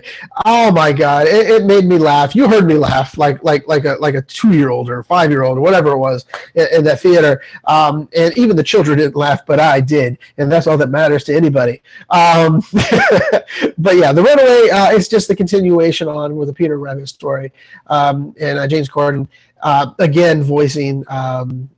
Peter, and just the hijinks that ensue. And again, it's slapstick, it's fun, it's family friendly, and it's, to me, it just, so far it resonates better than anything that I've seen so far. And I need to see more movies, it seems, because I just need to see more. But yes, this one right here, Peter Rabbit 2: The Runaway, comes in at number 6. Very nice. It is a fun flick. Again, you might be a little higher than me, but I thought it was fun as well. Pleasant surprise at the time. I think of the 2 sequels we saw today, that and Hitman's Bodyguard, I think we both walked away surprisingly way more fans of this. Yeah, absolutely. Coming in mine now, number 6 here, going over, I believe it's on the Flicks of Net. I Care a Lot. Not since Gone Girl has Rosamund Pike, I think, had such a great role here. My boy Peter Dinklage is fantastic in this. You feel for poor Diane Wiest, who has a couple of really great moments as well. Chris Messina as a great oily lawyer. This is just it's an interesting, unique, just different kind of tale here. I don't want to spoil about. She's a bad person, and so is Peter Dinklage. But shit, are they fun to watch? I mean, they are bad human beings, but they are very fun to watch here. Couple of gripes as far as, a movie's got a movie, like, oh, when the bad guys just, not they're gonna kill her, but they didn't really stay around to make sure she was dead, kind of things. But still a really fun movie. Still a big recommendation that you need to see, sir. Yeah, I have not seen it yet. I just have so much to catch up on, and hopefully I'll get that in by the end of the year. My number 5, I'm going to get a little quiet because we're going to a place that's a little quiet. It's a quiet place, too. I thought, like I said, it's a good standalone.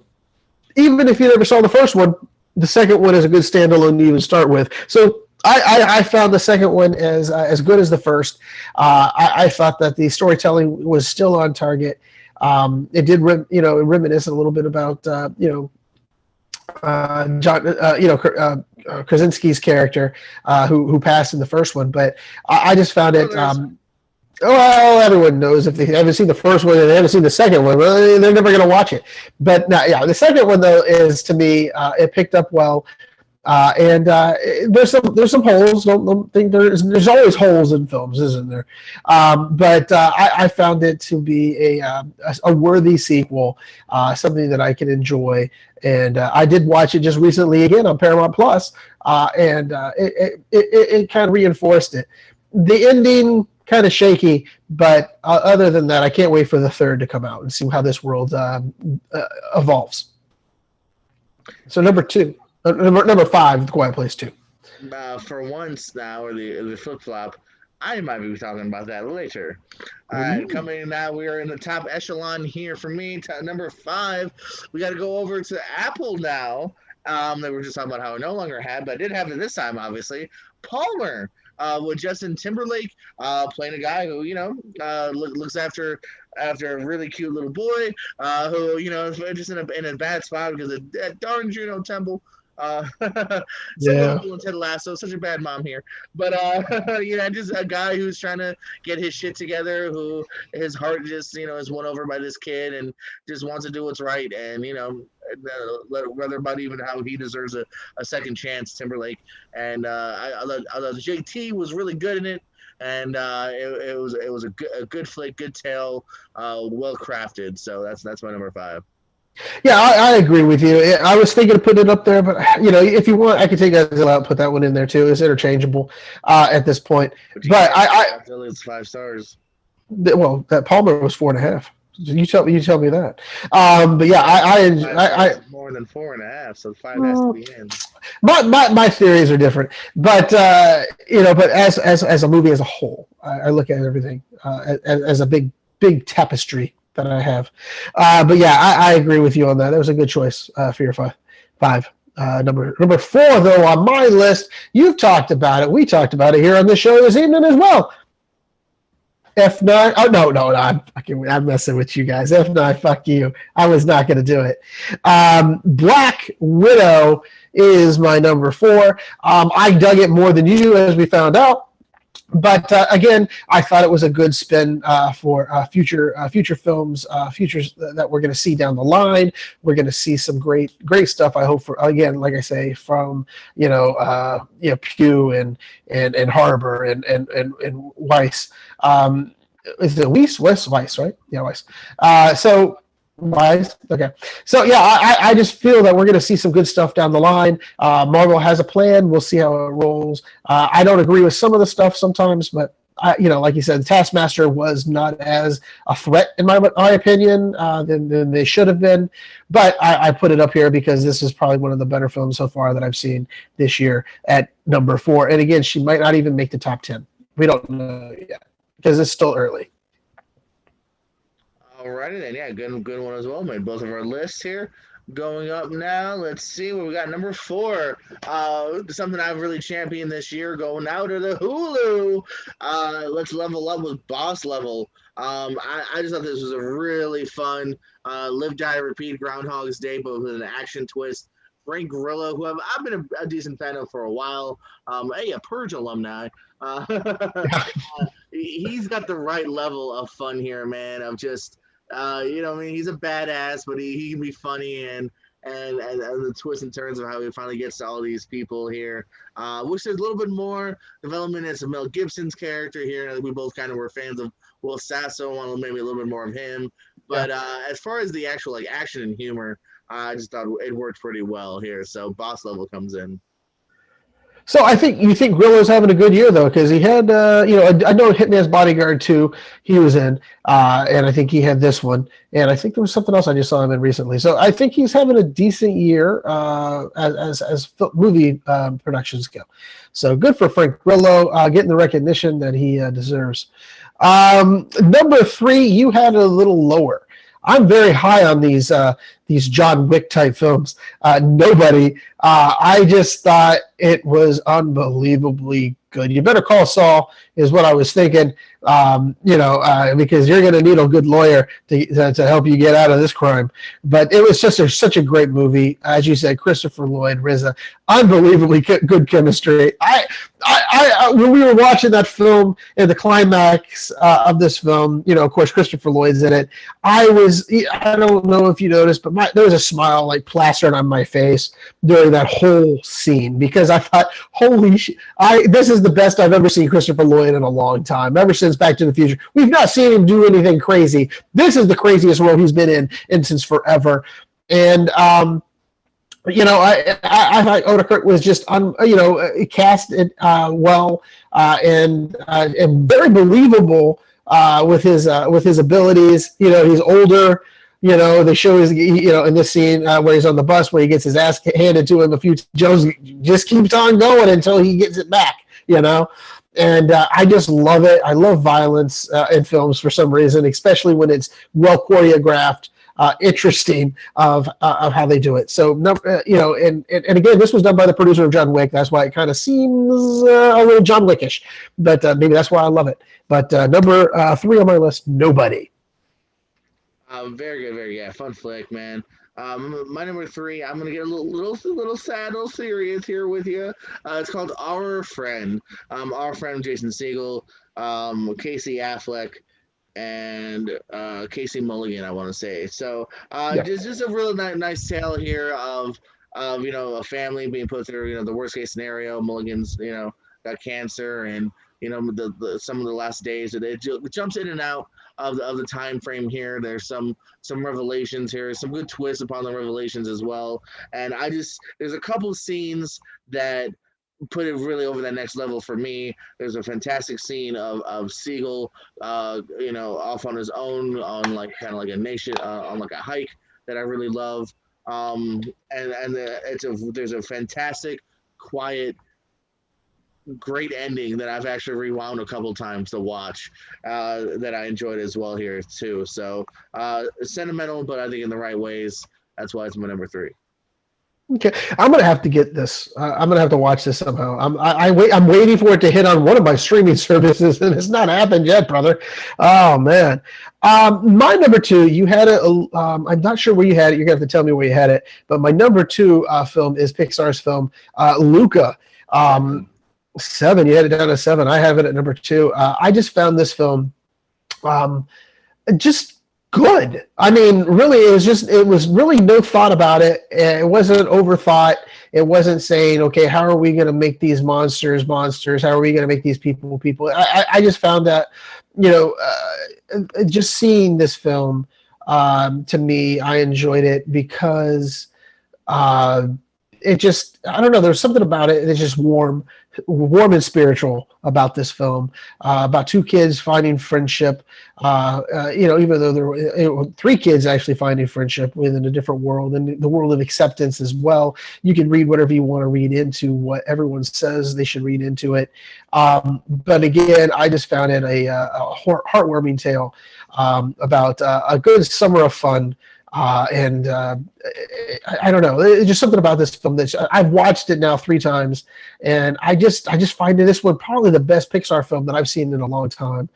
Soul was great, don't get me wrong, but I think this one is less full of itself, as like most of the other ones. They always look for a hard message. This one gives you a soft message of fun and breezy, and just funny at the same time. So number 2, Luca from Pixar.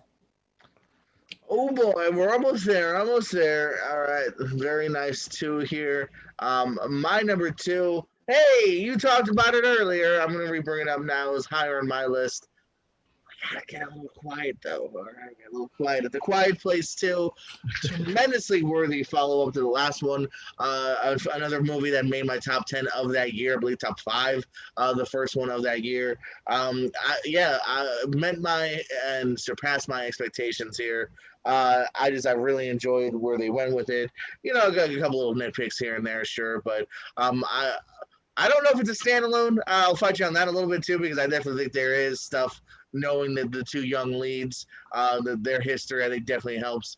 And, it does have some plots where, it happens because of mistakes they make. But I think they weren't obvious mistakes to me. They were more just like stuff that might happen with people that age and whatnot. So I really went for it, man. I enjoyed the addition of Cillian Murphy, Djimon Hounsou. And so, yeah, I thought it was tremendous. A Quiet Place too. Yeah, I can't fault you with that. You know that. My number 1, we talked about it again on this show. Yeah, finally, I'm going to get to it. No, it's not Fast and Furious. I can't do that. It's just a tire joke now. No, everyone knows it's not going to be that show. If it's that show, I don't even deserve to be. Just pull the goddamn plug on me. No, number 1 so far this year is Zola, with that great cast. Nicholas Braun playing the idiot boyfriend again, and Coleman Domingo. Oh my God! Like I said, what can I say about this movie that I didn't say in the review? But watch it. Go and watch it. Get it whenever you can. Go run to the theater. It's not probably in the theater. It's not in the theater in our area, but you can run off and see it somewhere else. But it's so good, and it's so fresh, and it's just a warped, dark feel that I want to bask in its ugliness, because it's that's how good it is. And there's the nice, sweet, our bridge in our state. But yeah, I just think that it's just the casting was spot on with everybody in this film. The writing, crisp. The lines, even though they seem kind of, they don't. It just comes naturally. Some of these lines, it seems, from these characters. Nicholas Braun, as I said, he stole some of the scenes, when he's in it, especially toward the end. you know. But Domingo is just an unbelievable actor, and I want to see more of him. So Hollywood, get on the phone, get him in some good shit, because it shows you what he can handle. So number one, Zola in my book. Interesting, man. Yeah, it was a fun flick. Obviously, again, a little higher on yours, but it's awesome. You really did dig it. I'm glad we were able to do it then, and then I was able to get on your list. All right, so coming in and my number one here. I know it was nominated for some Oscars. Judas and the Black Messiah. Again, there's a tremendous cast from beginning to end here. Daniel Kaluuya, Lakeith Stanfield coming from a really interesting character arc in that. Jesse Plemons, who's one of my favorite actors. I was just watching Game Night the other night. I love him as a next door neighbor cop who just wants to play. And I just thought it was a tremendously well made film.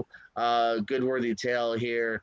Long, but in the right sense, and because it has enough to tell, and so that's what's going to crack my number one tonight. Can I ask you something about this film? Because some people would say, even though it came out on the 21st, 2024, it was nominated for an Oscar.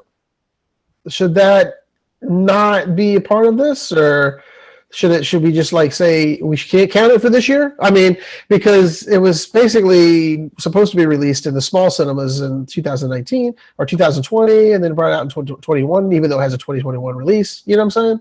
It gets murky whenever they start nominating things out of order. Remember, this year was kind of weird. So I'm just wondering. If you go to any website, Tracked, IMDb, Yahoo, everyone lists this as a 2021 film. Okay, so how did it get nominated? That's my weird question about it. It came out enough to where they saw it. Okay, so that's like one festival or in New York, but I mean, everyone else in theaters and HBO Max was February.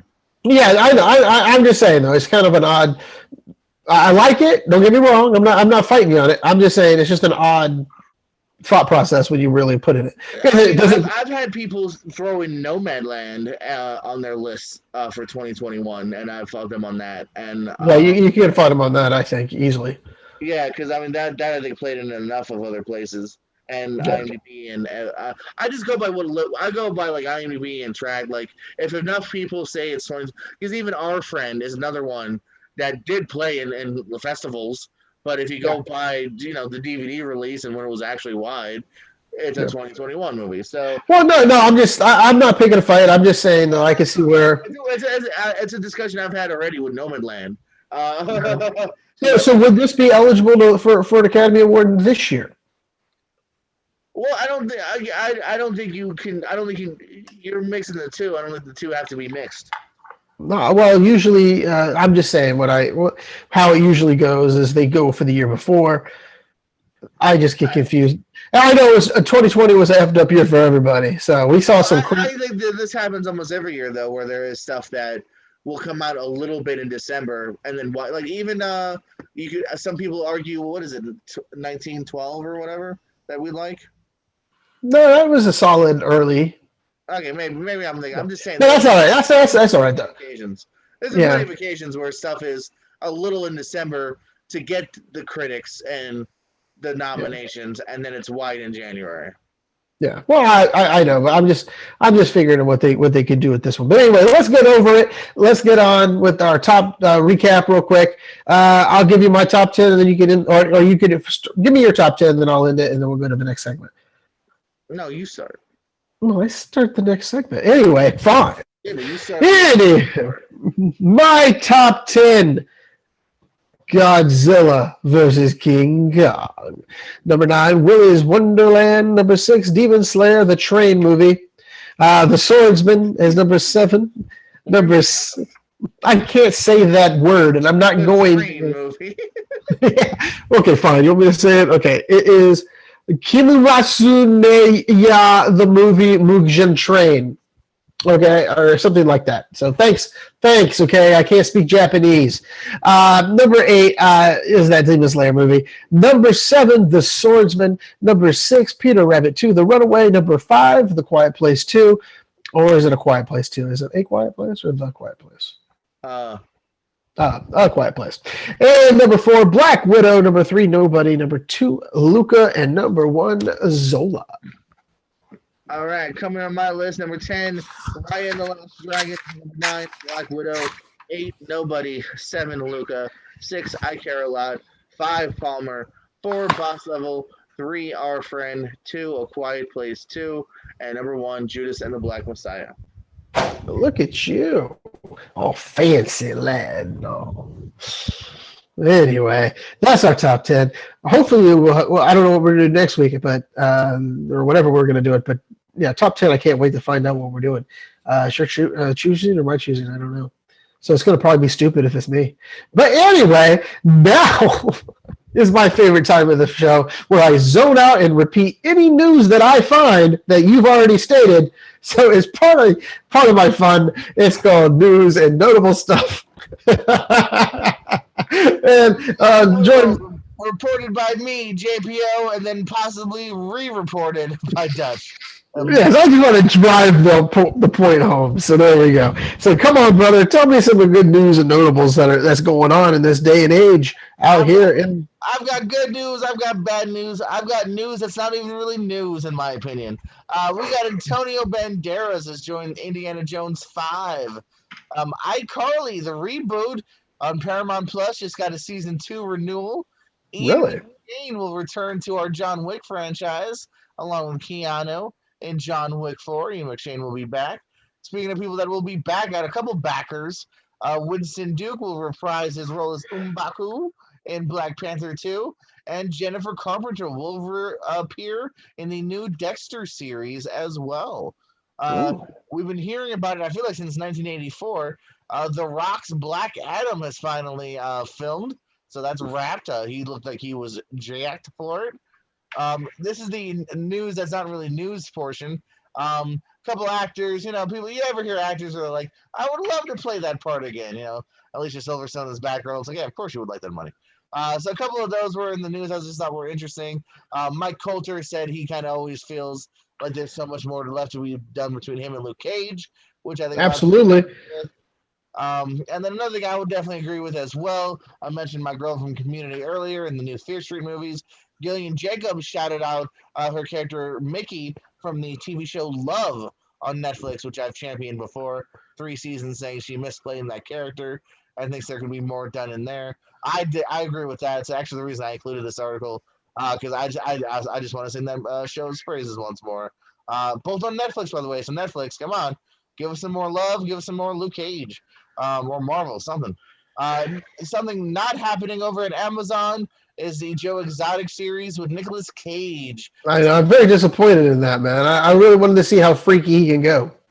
We've seen him getting freaky recently in Mandy and Pig and Willie's, but not as Joe Exotic. It still looks like the other Joe Exotic show recently casted Kyle MacLachlan, so that is going forward so far. So we might still get some Joe Exotic in our screens. Some news I'm super excited about. Clerks 3 will begin shooting next month. Both major Clerks, Dante Randall, Jeff Anderson, who was kind of the holdout, he's back. Brian O'Halloran. Looks like we have Elias from Clerks 2, as well as, of course, Jay and Silent Bob will appear. The script evidently will kind of take a little bit of real life, because I guess it will start off with after Dante had a heart attack, which is what happened to Kevin Smith in real life. So that's part of the script there. And then we'll shoot in New Jersey like the first film. And then finally, for me at least, it is official. After its finale ratings had higher ratings than WandaVision, Loki will come back for season 2. What did you think overall of the show? I enjoyed it for the most part. Well, definitely enjoyed it for the most part. A couple things, a couple as far as unanswered questions and whatnot, but I enjoyed it. Yeah, I found the show very, very. I don't know. I enjoyed it so much, and I thought that Owen Wilson again, perfect on his delivery of the character that he played. But I also like that it set up the future films pretty well that we're going to be seeing down the pike. That could be either Venom, it could be Spider-Man, and it can be also Doctor Strange, the way this all works out.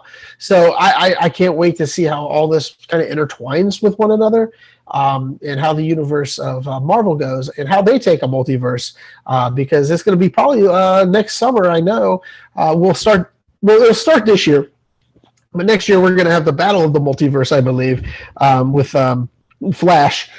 With Flashpoint, I believe it comes out either the next year or the year after. I'm not sure, but we're going to have, of course, multiverses out there pretty soon.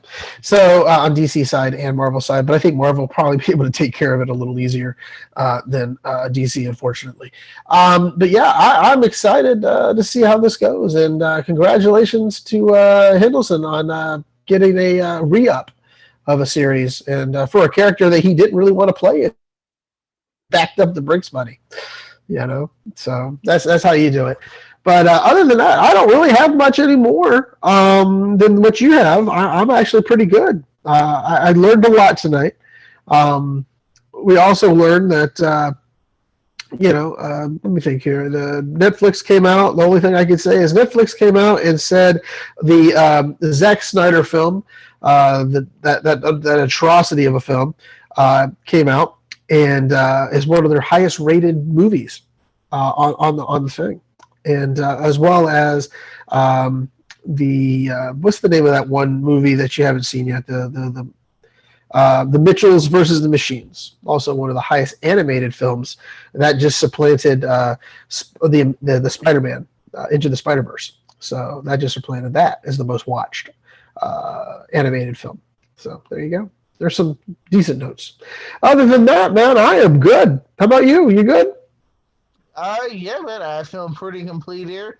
Good seeing you for the first time in a couple of weeks, getting some movie reviews out in the system, some TV, some top 10 of the year so far. We'll see if any of those stand at the end of the year. Yeah, and we'll be covering some decent movies next week, or whenever we get a chance to get together again. We apologize we're not getting together as much. It's just harder on us because we both have lives that compete for our attention, it seems, lately. But we're going to get this down, brother. We're going to get this down, this long-distance thing. We're going to get it down. They say couples don't last long distance. My marriage was one of them.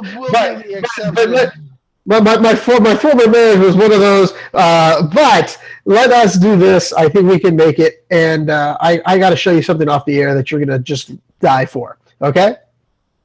Well, in that case, folks, we got to go. We got to go. Have a great night. Thank you for watching and listening. Thank you. Goodbye.